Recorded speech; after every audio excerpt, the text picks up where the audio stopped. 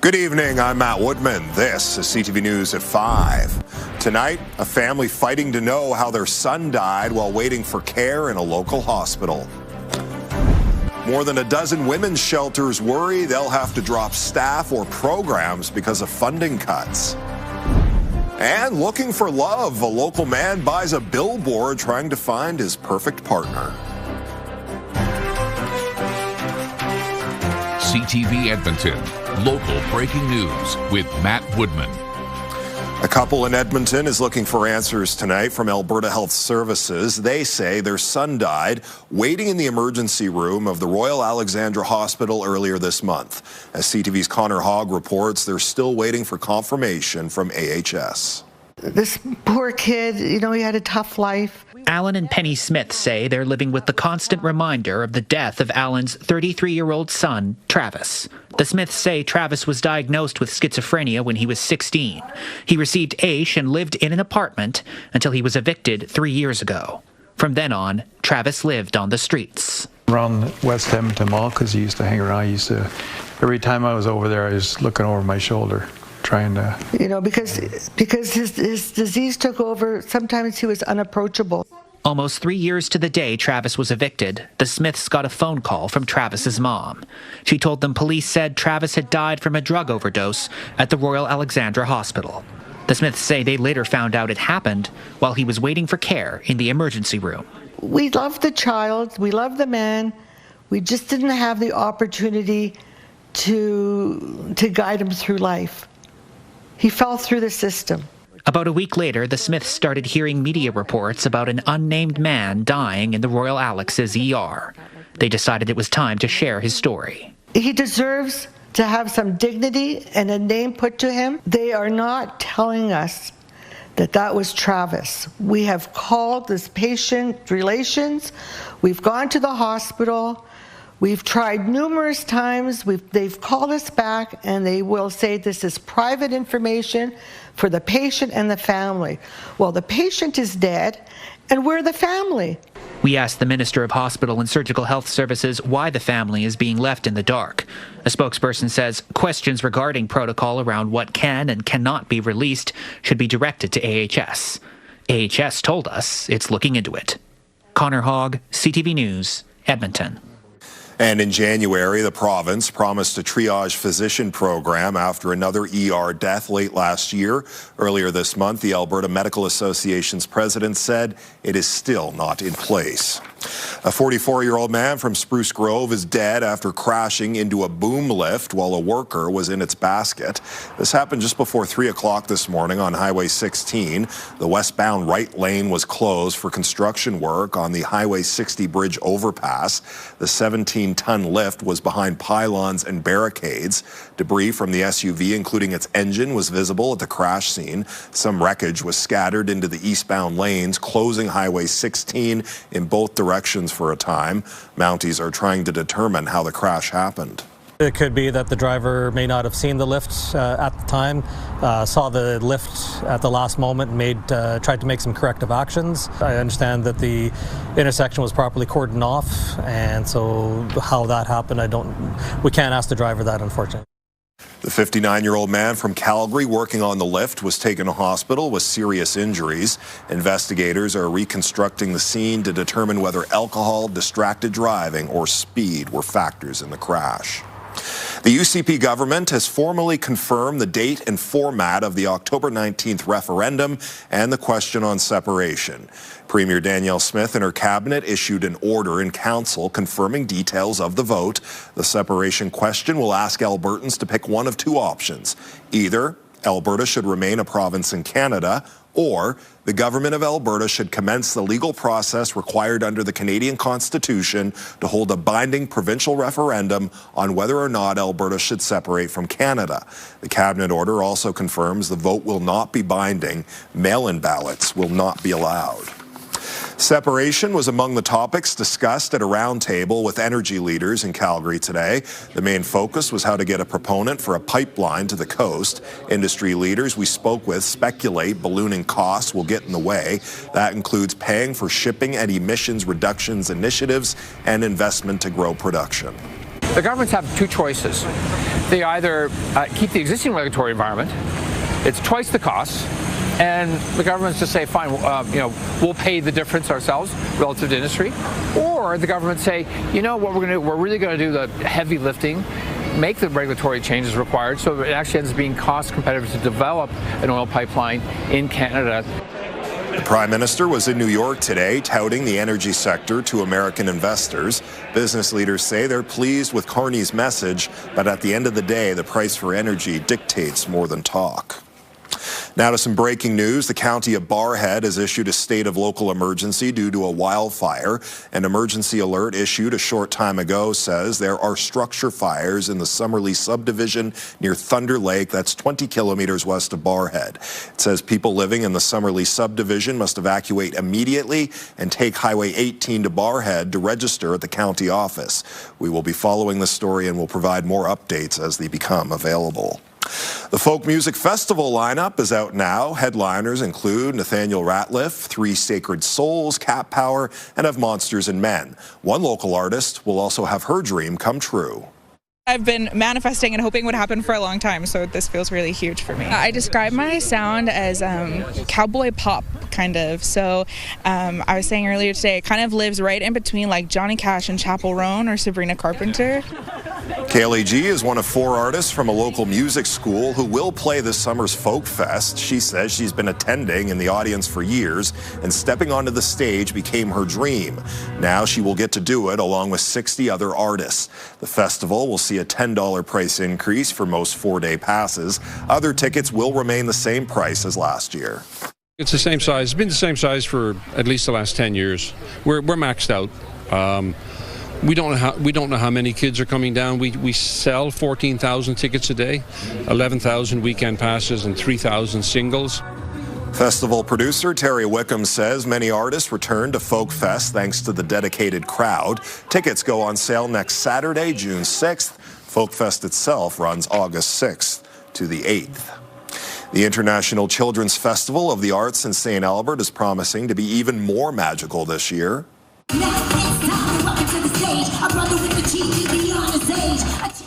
A special preview today included breakdancing, musical performances, and festival staple Fizzlewit, who will take kids on a fairy-finding adventure. Festival organizers say this year there will be a mix of old favorites and new experiences, including a French magic show. It's about a magician and his unruly assistant that happens to be an inanimate object come to life. And the magic is something we've never before seen here. And it is really, really mind-blowing and incredible. Don't tell no one, but I would say that here in St. Albert, we have some of the finest fairy finders you can possibly imagine. The Children's Festival runs tomorrow through Monday. Tickets are available online and at the box office.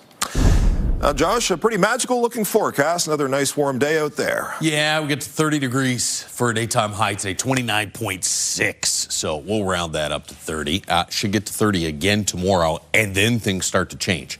29s right now, Nemeo, Edmonton, YEG. 28s in Villeneuve and Stony Plain. Wind pretty light across most of the Edmonton area, and I think it'll be fairly calm again tomorrow. It starts to get a little gusty through the weekend. Gusts to about 40 on Saturday and closer to 50 with some heavy rain on Sunday. 14 degrees, your morning low today, 6 degrees warmer than average. 30 for a daytime high, 10 degrees above average, just 3 degrees off the record high of 33 from this afternoon. We'll be even closer to the record high tomorrow. We got a bit of cloud cover, some showers popping up there over the Swan Hills region, some thunderstorms riding right along the Alberta-Saskatchewan border. Those are going to roll into the Lloydminster area here in a little bit, and then through the foothills. As expected, we have some thunderstorms popping off, although those will fizzle out before they head towards the Edmonton area. So, looks dry and really warm through this evening. 26 degrees at 9 p.m. Keep in mind, 20 is the average high for this time of year. At midnight, we'll be at about 21. 17 degrees tomorrow morning for the low, and then 30 and partly cloudy skies tomorrow afternoon, about 10 to 15 kilometer per hour wind through the afternoon. Look at the drop in temperature, though, after tomorrow. Not bad Saturday, high of 23, but somewhere in the 10 to 14 degree range with heavy rain Sunday, Monday, Tuesday. We'll focus on that in a little more detail in just a few minutes. All right, Josh, thank you. Coming up next on CTV News, why it may become more difficult for women fleeing domestic violence to find a safe space. We don't want deaths, and that will happen because there's not enough services. Programming brought to you by Basement Systems Edmonton. Contact us today for all things basement-y. Brought to you by James H. Brown Injury Lawyers, the heavy hitters of injury law. Women escaping domestic violence in rural parts of Alberta may soon have a tougher time finding help. Provincial funding cuts have left more than a dozen shelters debating losing staff or programs. CTV's Amanda Anderson reports.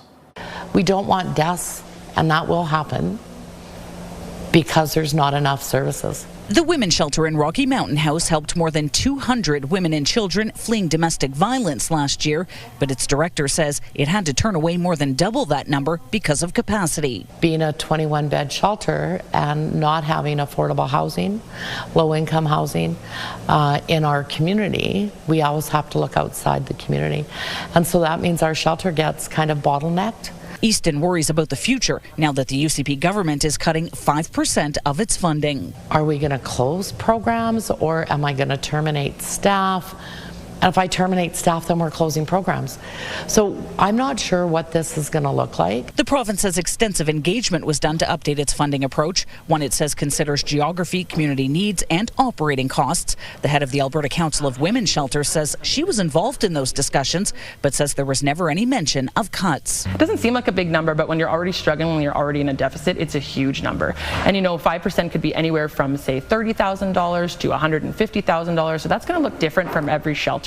Last week, the province did announce more money for many shelters, but the ACWS says it didn't realize it was at the expense of more than a dozen rural ones. We want to be grateful that those the shelters that are getting the money are getting an increase, but also, why isn't everyone, or why isn't at least the funding staying stable for those that didn't get an increase? The ACWS has launched an advocacy campaign asking Albertans to reach out to the Children and Family Services Minister to provide those answers. Our government has not provided us with enough time. We need time to figure out how this is going to work. They're asking the July 1st date cuts are scheduled to take effect be delayed a year. Amanda Anderson, CTV News, Edmonton. Some different Alberta police agencies are receiving millions of dollars in provincial funding to help fight organized crime, including extortions.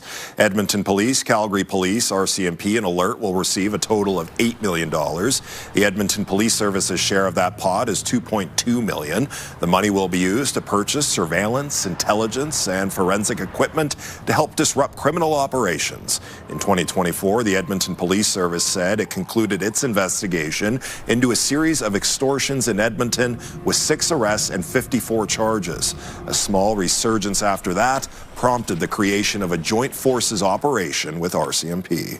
These files are often sophisticated and technology-enabled, requiring significant time, coordination, and specialized expertise to protect our communities. Project Gaslight demonstrates the scale of these investigations, requiring nearly a year's worth of work and about $650,000 in resources. EPS says it continues to work with RCMP on extortion cases. In its last update in March, it said it identified 5 additional suspects operating in the Edmonton area. 2 of them, including the ringleader, were removed from the country. Oilers defenseman Evan Bouchard is dealing with an unknown injury after taking a hit at the World Hockey Championship in Switzerland. Team Canada's Bouchard left the quarterfinal game against the USA following a hit from American Ryan Lindgren. The Seattle Kraken defenseman was tossed from the game and given a 5-minute major penalty for an illegal check to the head. The severity of Bouchard's injury has yet to be revealed. A new program is now available to help Edmontonians with disabilities find work. Pathways held its Edmonton location's grand opening today. It's run by Open Door Group, which has been operating in BC for the past 50 years. The community-based program helps people facing barriers like disabilities find work, and it works with local companies to find them positions and employment. Still to come tonight on CTV News, how you can help local families struggling to afford groceries. Programming brought to you by James H. Brown Injury Lawyers, the heavy hitters of injury law.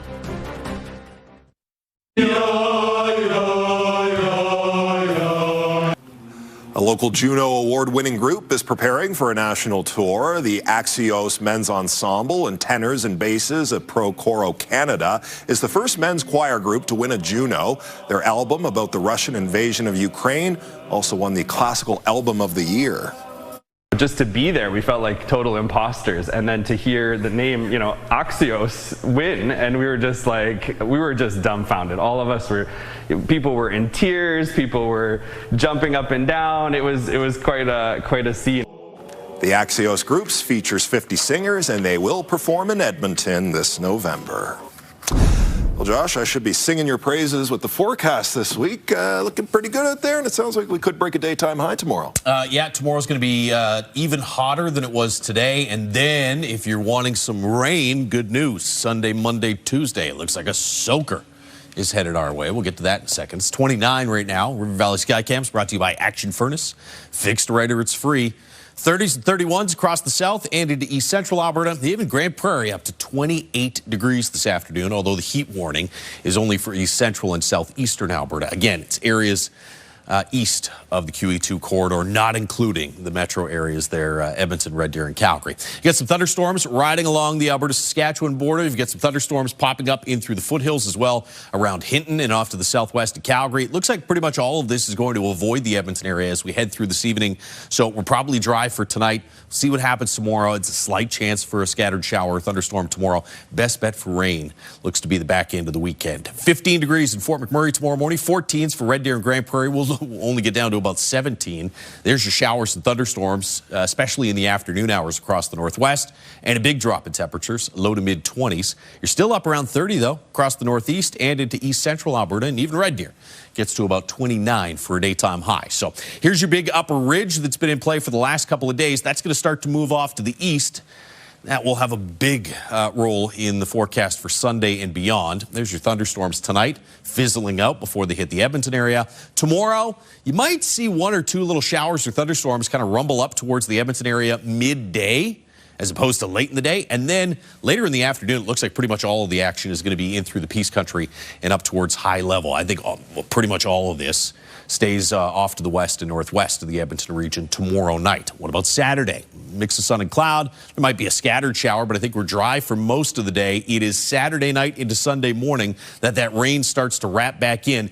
And this upper level low, with that upper ridge now off to the east, it's going to block this system and it will have nowhere to go. And so it will just pound us with day after day of heavy, steady rain. Now, exactly how much and exactly where those heaviest rainfall amounts are yet to be determined. But you can see in this purple zone and then the pinks, that's where we're looking at anywhere between 50 to maybe 100 plus millimeters of rain. I think some spots could see closer to 120 millimeters of rain here by the time we hit Wednesday morning. Do we get over 100 here in Edmonton? Remains to be seen, but it's definitely going to be awfully cool and awfully wet to start next week. So enjoy the heat tomorrow, 30 degrees, just a slight chance, as we said, of a midday shower or thunderstorm. Gusts to about 40 on Saturday, but low 20s. And then in the 10 to 14 degree range for daytime highs Sunday, Monday, Tuesday, and gusts Sunday, Monday. To go along with all that rain, gusts will be around 50 kilometers per hour. All right, Josh, thank you. Communities in Spruce Grove and Stony Plain are coming together to support families struggling to afford food. Today, grocery stores are accepting non-perishable food items and donations for the Parkland County Food Bank. Organizers say even small contributions can make a big impact as people struggle to afford groceries. Their goal is to raise $60,000 and 9,000 kilograms of food.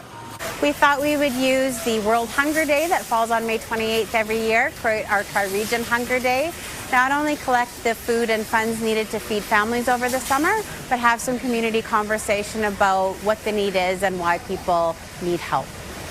Try Hunger Day wraps up tonight. When we return, Wife Wanted. A man creates a billboard looking for love. I know my method is quite unconventional, but I had to think outside the box. CTV News at 5 continues.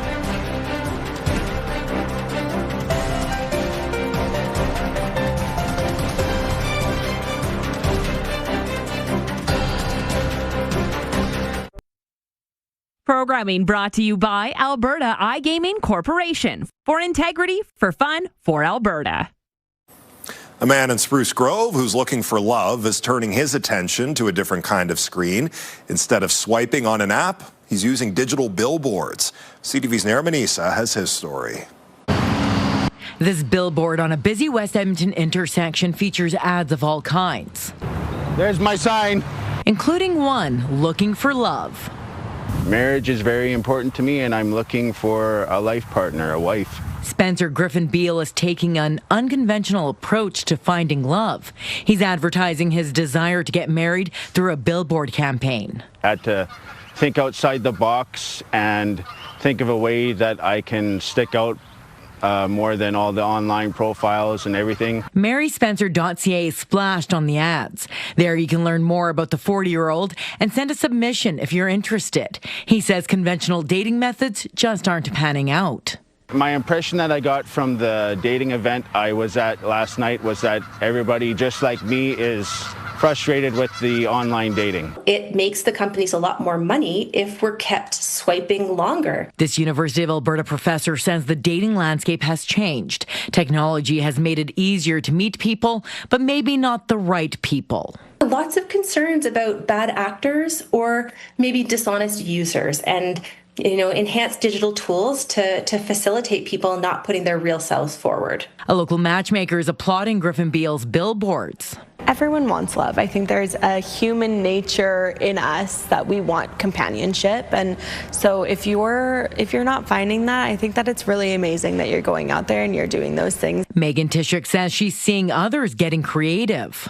A lot of people will use business cards. They'll have their name, number on it, Instagram, whatever it is. It'll say, if you're single, let me know. Or I see friends will put on like a QR code or something, and they'll be like, this is my single friend. For Griffin Beale, he's hoping this billboard campaign works. If they're interested, just don't be afraid to reach out. My pictures on the site may look mean, but I'm not mean. And that his future wife is just a click away. Nair Manisa, CTV News, Edmonton. And before we leave you tonight, a programming note for tomorrow. There will be no CTV News at 5 because CTV will be airing Team Canada's official roster for the FIFA World Cup. CTV News at 6 with Jeff Hastings will still air at its usual time. That's our show for tonight. Thanks for watching. I'm Matt Woodman. CTV News continues right now.